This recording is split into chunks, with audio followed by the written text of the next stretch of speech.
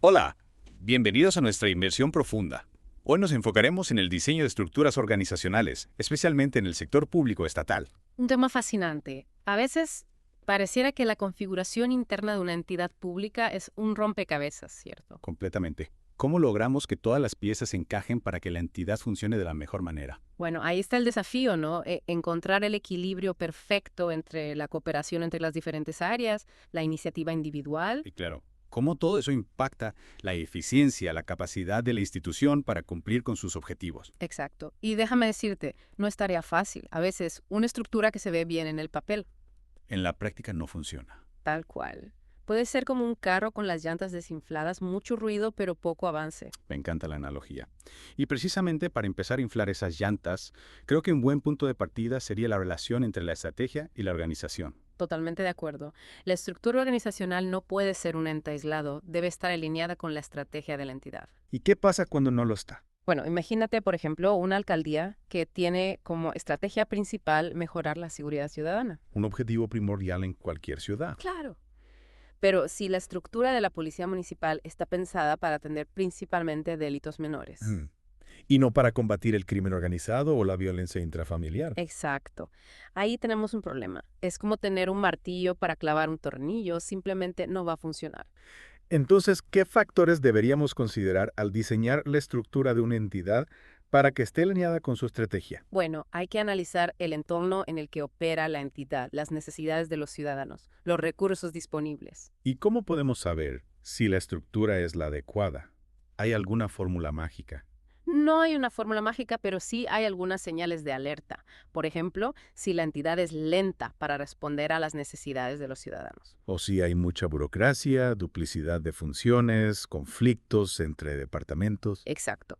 Esos son indicadores de que algo no está funcionando bien en la estructura. Y hablando de elementos que deben funcionar en armonía, la cultura organizacional también juega un papel fundamental, ¿verdad? Por supuesto. La cultura es como el aceite que lubrica la maquinaria. Una cultura que fomente la colaboración, la transparencia. El compromiso con la misión de la entidad. Exacto. Todo eso contribuye a crear un ambiente de trabajo positivo y productivo. Claro, porque al final se trata de que los funcionarios públicos estén motivados para dar lo mejor de sí. Y para eso es fundamental que sientan que su trabajo tiene un impacto real en la vida de la gente, que están contribuyendo a construir un mejor país. Y hablando de engranajes que deben funcionar en sincronía, ¿podrías explicarnos un poco sobre la complementariedad y la no convexidad en el diseño organizacional? A veces me cuesta entender esos conceptos en la práctica. Con gusto. Piensa en una entidad que se encarga de la gestión del riesgo de desastres. Un tema muy relevante en nuestro país. Claro que sí. Para que esta entidad funcione bien, necesita varias áreas que trabajen de manera coordinada. Prevención, atención de emergencias, recuperación. Cada una con su rol específico, pero todas interconectadas. Exacto. La complementariedad se refiere a que estas áreas deben estar diseñadas de tal manera que se complementen entre sí, que sus funciones encajen como piezas de un rompecabezas. Ya veo. Y si una pieza no encaja bien, todo el rompecabezas se desarma. Exactamente.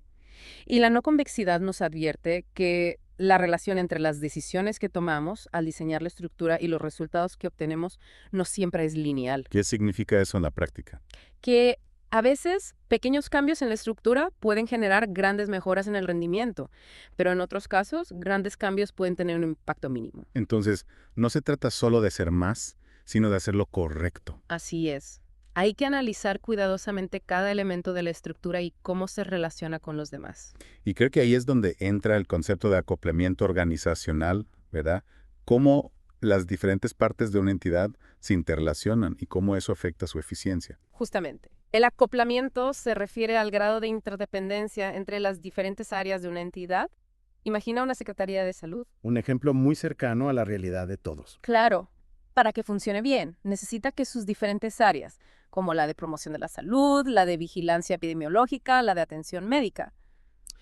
Trabajen de forma coordinada. Exactamente.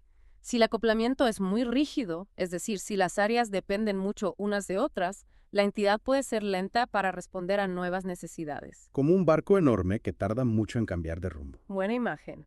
Por otro lado, si el acoplamiento es muy flexible, si las áreas son muy independientes, se puede perder la capacidad de coordinar esfuerzos. Sería como una orquesta en la que cada músico toca a su ritmo, sin seguir al director. Exacto. La clave está en encontrar un equilibrio, un punto medio entre la rigidez y la flexibilidad. Y hablando de objetivos, no podemos olvidar que en el sector público el objetivo final es servir a la ciudadanía.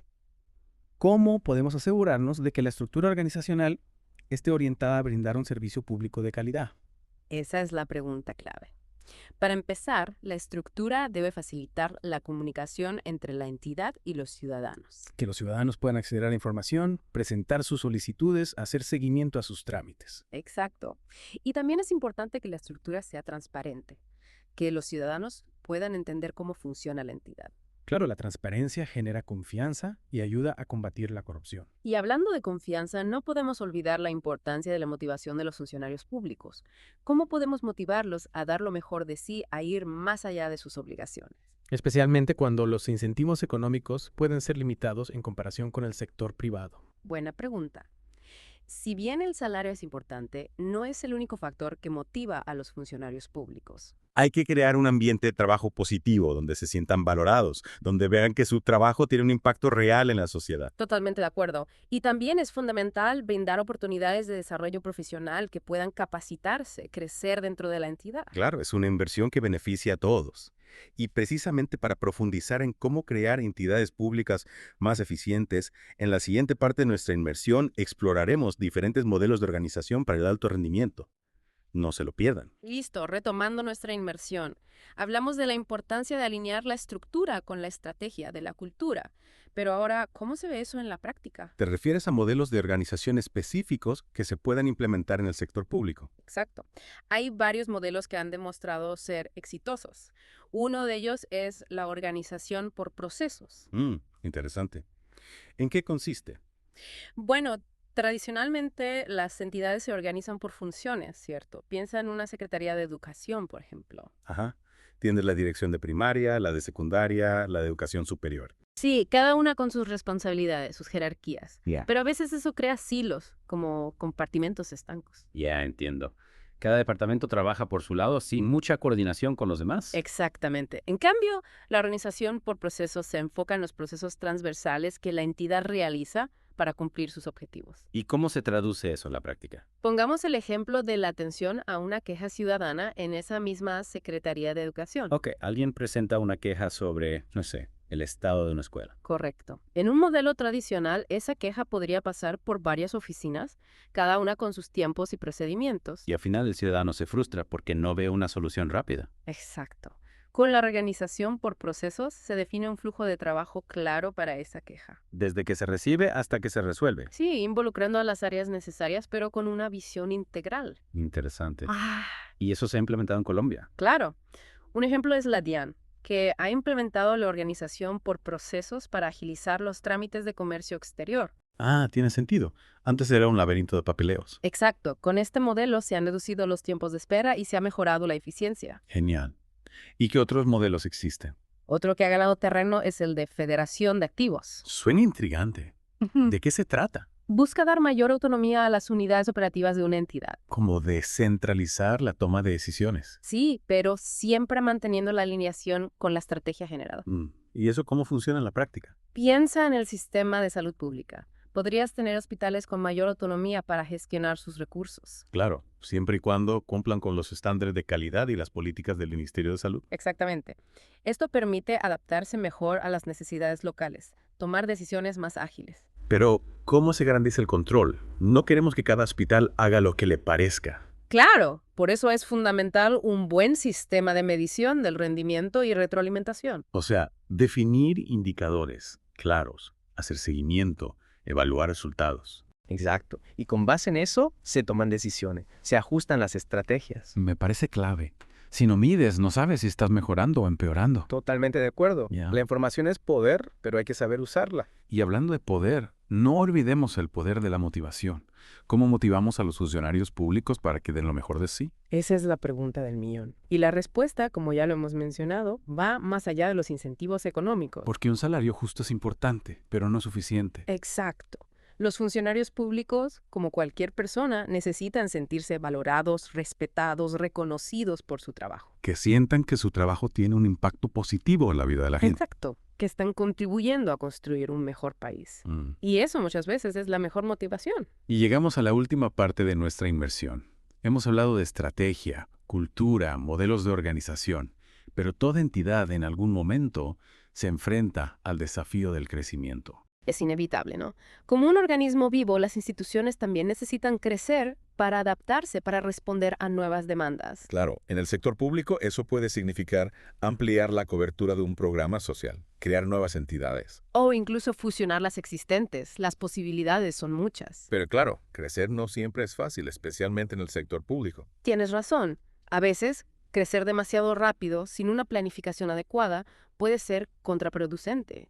Imagínate un hospital que de repente recibe el doble de pacientes. Si no tiene la infraestructura, el personal, los recursos. El servicio se puede ver afectado, la calidad de la atención puede disminuir. Exacto. Y no solo eso, también pueden surgir problemas de coordinación, de comunicación. En fin, un verdadero caos. Por eso es tan importante tener una estrategia de crecimiento bien definida. No se trata solo de crecer por crecer, sino de hacerlo de manera inteligente, sostenible. ¿Y qué elementos debería considerar esa estrategia? Bueno, en primer lugar, hay que analizar cuáles son las necesidades que se quieren cubrir con ese crecimiento, a qué población se quiere llegar, qué servicios se quieren ampliar. Y claro, evaluar si se cuenta con los recursos necesarios para llevar a cabo ese crecimiento. Exacto. Recursos humanos, financieros, infraestructura, todo debe estar en sintonía. Si no olvidemos la capacidad de gestión. A veces las entidades crecen tanto que se vuelven difíciles de manejar. Totalmente. Se pierde el control, la eficiencia. Es como un barco que se vuelve demasiado grande para su capitán. Entonces, mantener una estructura organizacional eficiente es fundamental para un crecimiento exitoso. Sin duda, la estructura debe ser flexible, adaptable a los cambios, pero al mismo tiempo debe garantizar la coordinación y el control. Y hablando de control, ¿qué riesgos deberíamos tener en cuenta al plantear una estrategia de crecimiento? Bueno, uno de los principales es la pérdida de eficiencia. Si no se gestiona adecuadamente, el crecimiento puede llevar a la duplicidad de funciones, a la burocracia. Y al final, en lugar de mejorar el servicio, lo empeoramos. Exacto. También hay que tener en cuenta el riesgo de la corrupción. Cuando una entidad crece, el manejo de los recursos se vuelve más complejo. Y si no hay mecanismos de control transparentes, las oportunidades para la corrupción aumentan. Así es. Por eso la transparencia y la rendición de cuentas son fundamentales en cualquier proceso de crecimiento. Y hablando de procesos, a veces se habla de fusiones o adquisiciones como una estrategia de crecimiento en el sector público. ¿Qué opinas al respecto? Bueno, en algunos casos puede ser una opción viable, por ejemplo, para eliminar duplicidad de funciones, optimizar recursos. ¿O para ampliar la cobertura de servicios a nivel regional? Exacto. Pero hay que analizar cada caso con mucho cuidado. No se trata solo de sumar dos entidades y ya. Hay que evaluar si realmente se van a generar sinergias, si la integración va a ser beneficiosa para todas las partes. Y sobre todo, si va a redundar en un mejor servicio para la ciudadanía. Que al final es el objetivo principal de cualquier entidad pública. Totalmente de acuerdo. Y para cerrar, me gustaría destacar un elemento clave para el crecimiento sostenible: la innovación. Claro. Innovar es fundamental en cualquier ámbito, pero especialmente en el sector público, que a veces tiene fama de ser un poco lento para adaptarse a los cambios. Tienes razón. Pero innovar no significa necesariamente inventar la rueda. Puede ser simplemente mejorar un proceso, implementar una nueva tecnología. O incluso cambiar la forma de pensar, de abordar los problemas. Exacto. La clave está en estar abiertos al cambio, en buscar constantemente nuevas formas de hacer las cosas mejor. Y en escuchar a la ciudadanía, que al final es la que mejor conoce sus propias necesidades. Completamente de acuerdo. La participación ciudadana es fundamental para la innovación en el sector público. Bueno, creo que con esto hemos llegado al final de nuestra inmersión profunda en el diseño de estructuras organizacionales. Ha sido un viaje fascinante, lleno de retos, pero también de oportunidades. Esperamos que las ideas que hemos compartido les sean de utilidad para construir un sector público más eficiente, más transparente, más cercano a la gente. Y sobre todo, más capaz de responder a los desafíos del siglo XXI. Muchas gracias por acompañarnos. Hasta la próxima.